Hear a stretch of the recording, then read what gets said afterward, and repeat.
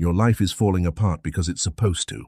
Right now, your ego is undergoing what Carl Jung termed the night sea journey, a visceral, terrifying descent into the subconscious, where everything you thought you knew about yourself is being systematically dismantled. This isn't a crisis of circumstances. It's a calculated execution of your current identity. Most people experience this as a dark night of the soul, a period of paralyzing confusion where meaning evaporates and the shadow takes over.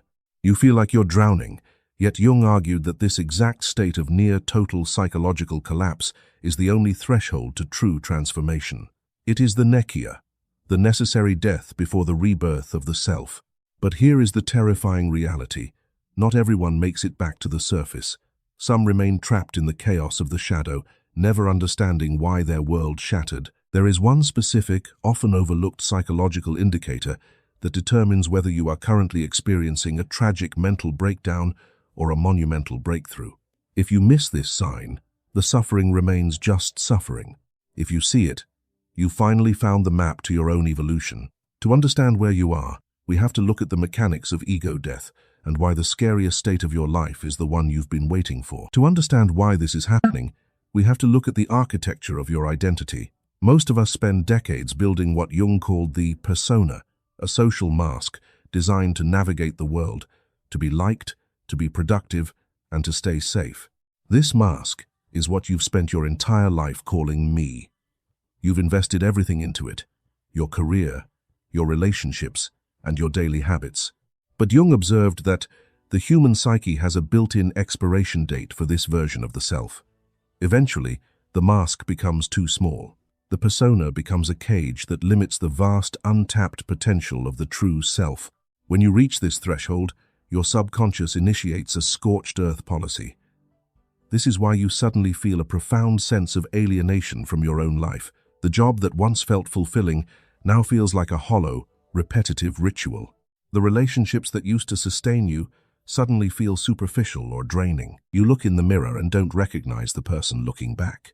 This isn't just a bad mood or a rough patch. It is the internal structure of your reality, literally rotting away because it can no longer support the weight of who you are meant to become. Jung called this state enantiodromia, the tendency of things to turn into their opposites. The more you have repressed your true desires, your fears, and your shadow in order to keep that social mask polished, the more violent the collapse will be. The shadow is everything you've denied about yourself, and right now, it is demanding a seat at the table. You feel like you're losing control because you are losing control. The ego, which thrives on certainty and safety, is panicking. It screams depression, anxiety, and failure because it senses that its reign is coming to an end. This is the moment where most people make a fatal mistake. They try to fight back. They try to optimize their way out of the darkness. They look for ways to get back to their old selves or get their life back on track. They treat the dismantling of their identity as a medical problem to be cured rather than a sacred process to be endured. But here is the truth that turns everything you know about mental health on its head. Your ego isn't the victim in this collapse. It is the architect of the crisis. The very part of you that is desperately trying to fix your life is the precise obstacle preventing your evolution. If you succeed in fixing it and returning to your old self, you haven't won. You've just successfully aborted your own rebirth. To stop fighting the collapse is your first victory, but it's also where the real danger begins. Jung called this stage the confrontation with the shadow. This is the payoff. The chaos you're feeling isn't a lack of order. It's the presence of everything you've suppressed for 20, 30, or 40 years. Every ambition you choked out to stay professional, every anger you silenced to be polite, and every desire you buried to be normal is now conscious. They aren't just thoughts anymore. They are visceral forces demanding a seat at the steering wheel. Most people reach this point and run. They mistake the appearance of their shadow for a moral failing. They think, I'm becoming a worse person. But here's the secret. You aren't becoming worse. You're becoming whole. You're finally seeing the full inventory of your own soul. The problem? If you don't know how to integrate these forces, they will move from your subconscious into your reality and dictate your fate. Jung famously said, until you make the unconscious conscious, it will direct your life and you will call it fate. This leads us to the specific indicator I mentioned earlier, the one sign that determines if you're breaking down or breaking through. It's a phenomenon called the loss of the opposite. In a standard breakdown, you feel victimized by life. You blame your boss, your ex, or your bank account. But in a Jungian breakthrough, the target of your frustration shifts.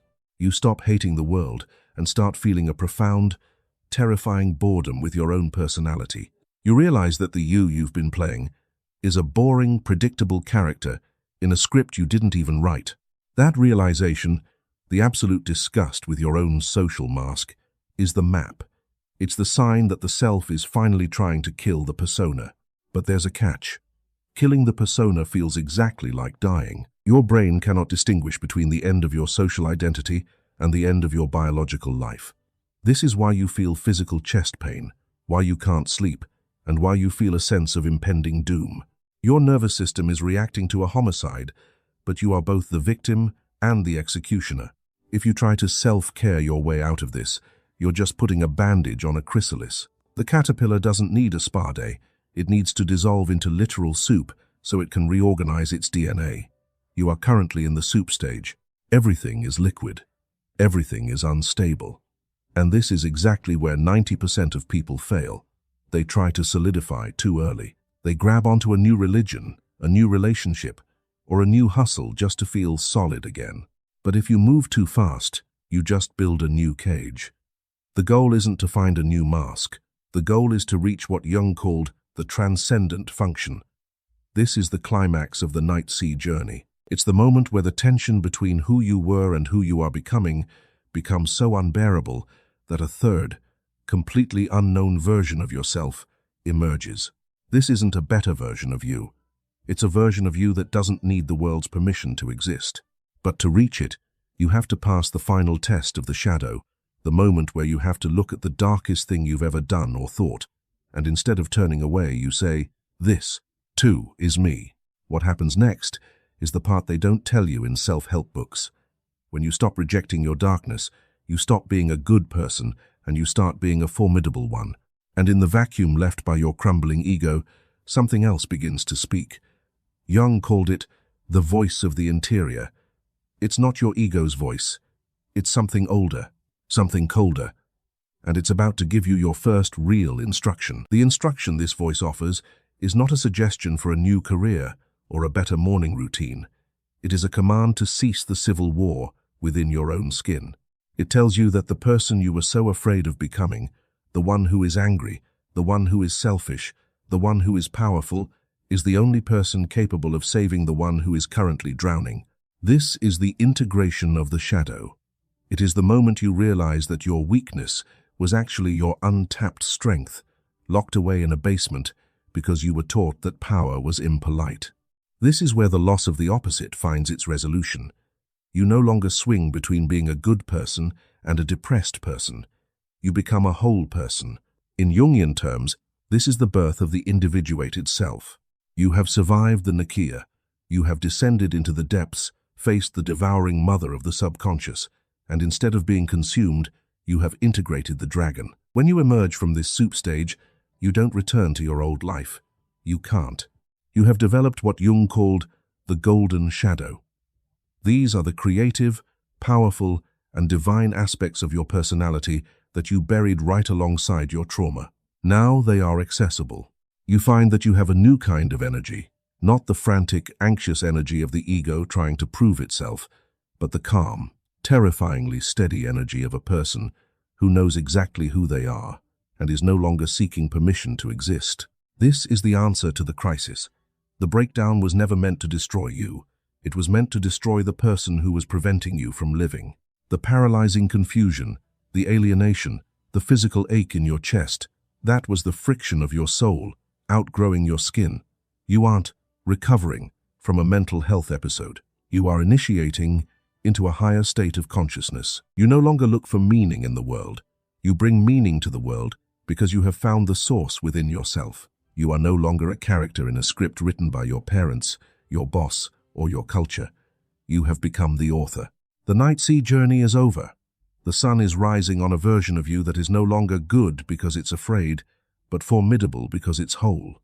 You have finally met yourself for the first time, and that person is far more powerful, far more complex, and far more dangerous than the mask you just burned to the ground. This is not the end of your life. It is the end of your sleep. Welcome to the breakthrough. The fire you've just walked through wasn't meant to leave you as ashes. It was meant to forge you into something the world isn't prepared for. But here is the warning. The world you just left behind, the one built on masks and polite pretenses, will try to lure you back into your sleep. It will try to convince you that your breakthrough was just a momentary lapse in normalcy. To stay awake, you need more than just a single insight. You need a consistent blueprint for the architecture of your new, formidable reality. We are building that map here, peeling back the layers of the psyche that most are too terrified to even acknowledge. If you have decided that you are no longer a passenger in your own life, but the author of your own evolution, then you have found your tribe. Join us by subscribing and ensure that this journey into the depths doesn't stop here. The work of integration has only just begun. Let's see how far your new self can truly go. Hit the like button, make sure you are subscribed, and drop a comment below saying, "I am awake," to lock in your commitment to this transformation.